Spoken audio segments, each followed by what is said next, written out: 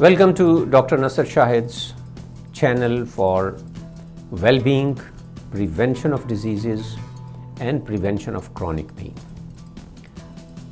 We were talking about food in the last video, and I promised that we are going to talk about the timing.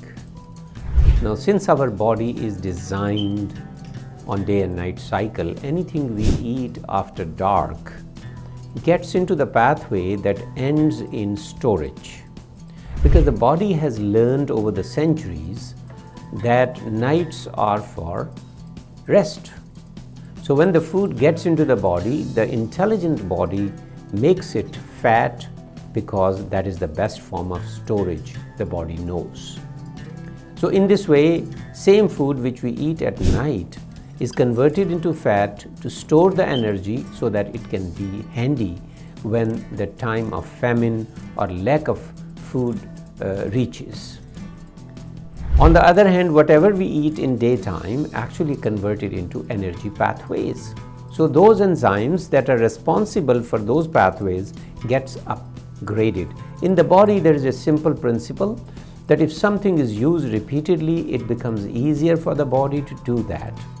So once the body learns how to store the food, and the enzymes making and converting the fat becomes alert and upgraded, so that becomes very easy for the body to convert everything getting into fat. And the same, that fat collection actually is the storage of energy. But the problem is, then the body forgets to make energy out of food and only making fat out of food. So that's a very important issue to understand when we think about weight management, when we think about the other metabolic disorders. Though the things are not that simple, but at least this day and night cycle can help you understand and keep the pathways that gives you energy rather than fat upgraded. Now, after timing, the important thing is intermittent fasting.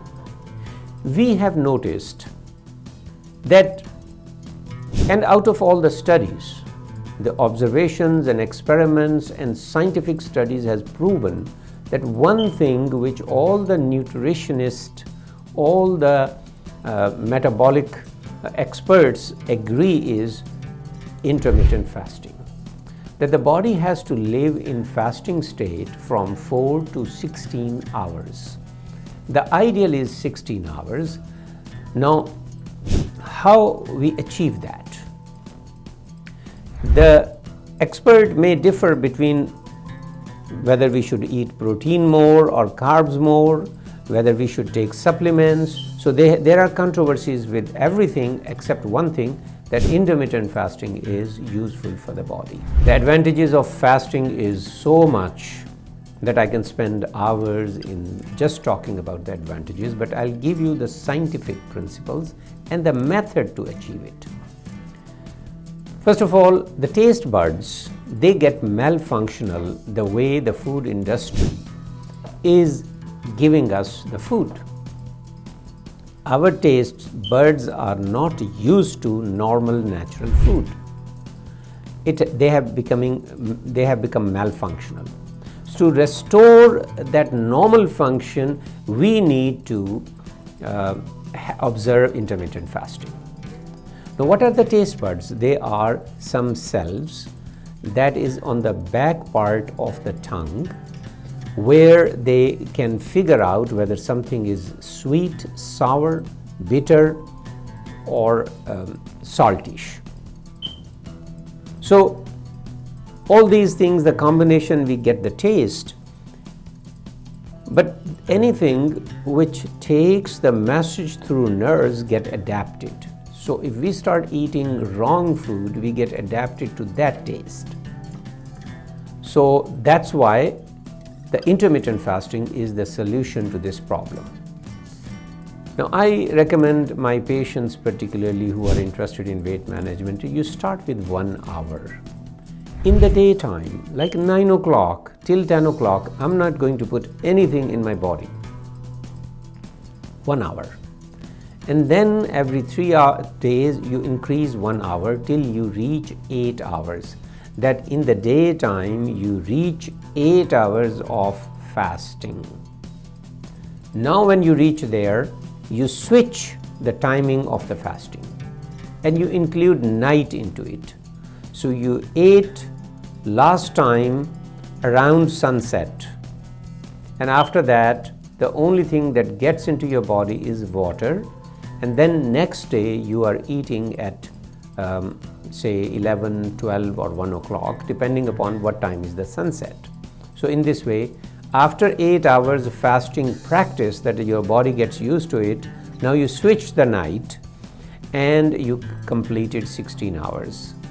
My recipe is that after having this kind of 6 weeks of intermittent fasting, now you put the body into a dilemma. Because if you're not eating enough, the body metabolism rate goes down. So what you do is 2 days you keep fasting in the morning time in the week. That from early in the morning, early breakfast, to sunset, you don't eat anything and you don't drink anything, preferably on Monday and Thursdays. And the rest of the days, rest of the 3 working days, you do intermittent fasting, that you ate at sunset and then you ate at 12 o'clock or 1 o'clock, and you have a window of eating something. And in weekdays, you can keep it a very normal light breakfast, and you have some salad in the middle of the day and night, like 3 meals in the weekends. So weekend normal light meals, 2 days only morning fasting, and 3 days only intermittent fasting. By doing this, your body will not figure out what the method of food going into your body. There is not a single pattern, and the body metabolism will not be slowed down and add more fat to your body. So this is intermittent fasting, which if we achieve, we can easily understand many things. Our food is not going to harm us.